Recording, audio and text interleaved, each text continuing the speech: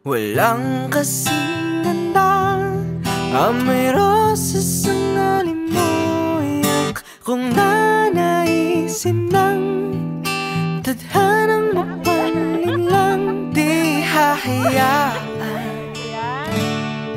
mawala pa tong Ren, I love you so much with all of my heart. I vow to grow with you and build with you a better life today. As we learn each other to be patient, kind, giving, and to always cherish each day together. To my dearest Irene, I know it's gonna be, we both know this is gonna be a roller coaster ride, but trust me, hindi ako bibitaw, and kagaya ng pinapaliwanag natin sa iba o sa kanila, magiging mahirap to, pero two heads better than one. So, yun lang naman yung sa akin. Yun lang? Sige, paano pa?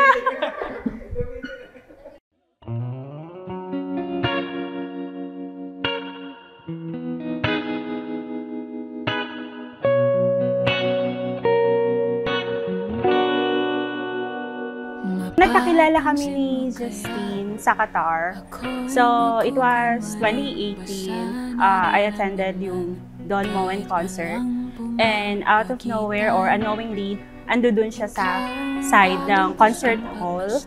And then, he's also praying na makita or ma-meet niya din yung the one niya. So, dun kami nag-start. Isayaw mo ako, sinta, ibubulong ko ang musika. Hindak ng puso'y magiging isa, takbo ng mundo'y magpapahinga. Parang isang pelikula, ilayo man tayo ng tadhana. Bumabalik sa bawat eksena, ako at ikaw. Oo, siya yung nagpapapansin sa akin. So, after nun, nagkapalitan kami ng number. Yun, hindi siya nag-stop na mag-message sa akin.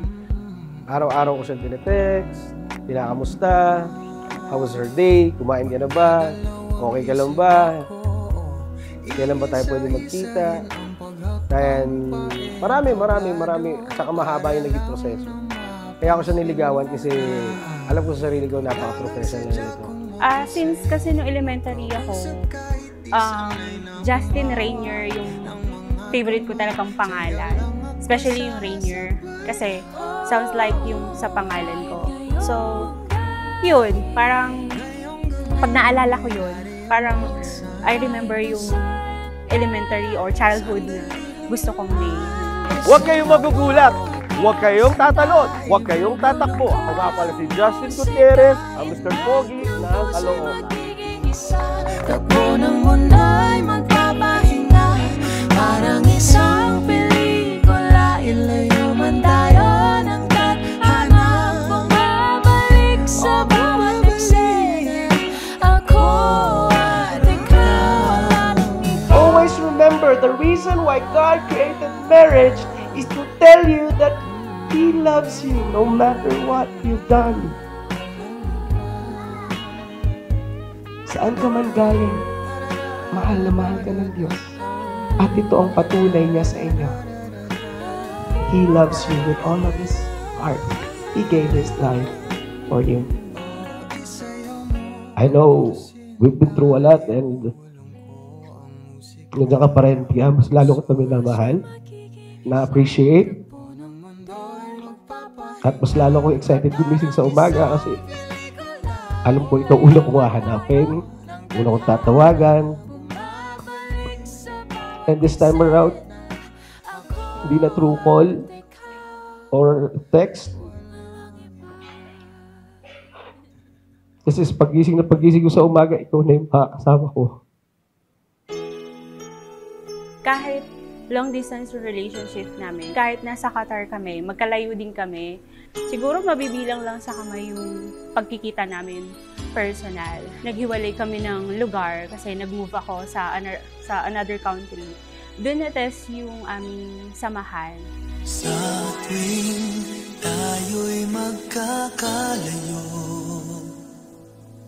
hindi matahimik ang puso ko.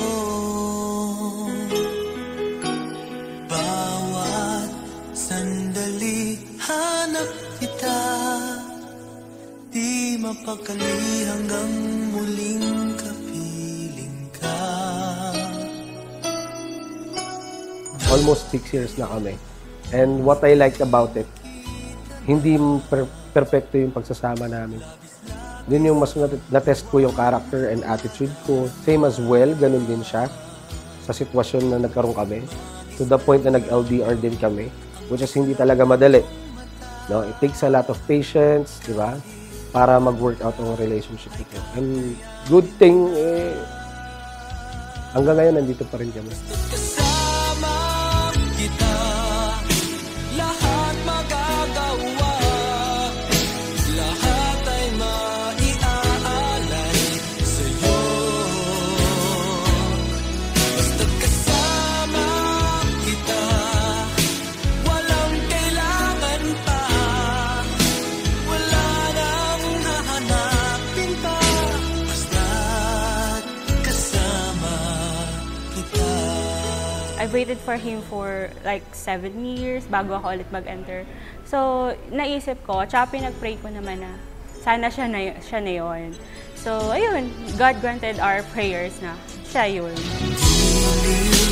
Sana ay ikaw na nga